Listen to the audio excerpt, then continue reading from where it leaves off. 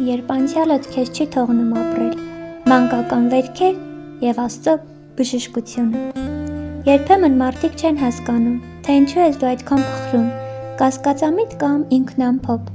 Իրականում դա սկսվել է շատ ավելի վաղ,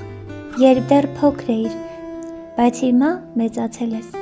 Երբ մի խոսք, մի հայացք կամ անտեսում կոտրեց քո ներսում ամեն բան, այդ ժամանակ գուցե չես լացել, որովհետև սովորել ես ուժեղ դառնալ կամ ուժեղ երևալ,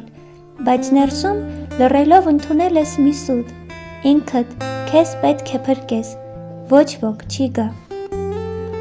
Այսօր դու մեծ ես, բայց ներսիդ փոքրիկը դեռ վիրավոր է, նա դեռ վախենում է վստահել, նա դեռ զգում է, որ սիրված չէ։ Բայց լսիր, Քրիստոսը քո փրկիչը ոչ միայն մահացավ քո մեղքերի համար, այլ նաև քո վերքերի համար։ Աստվածաշունչն ասում է, նրա վերքերով մենք բժշկվեցինք։ Նա գալիս է քո հիշողության ամենախոր անկյունը։ Նա չի ասում մոռացիր, այլ ասում է, արի ցույց տուր ինձ, որ կարողանամ բուժել։ Եվ գիտես, բուժումը միշտ միանգամից չի լինում, բայց ամեն մի Տեր, ահա սա է իմ ցավը աղոթքով դու քայլում ես ազատության կողմը։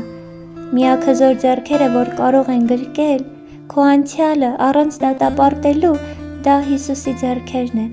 Ու եթե այս պահին նույնիսկ չես կարող խոսել, նա արդեն տեսնում է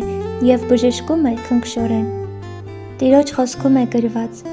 Եթե հայրդ ու մայրդ էլ լքեն քեզ, ես քեզ երբեք չեմ լքի։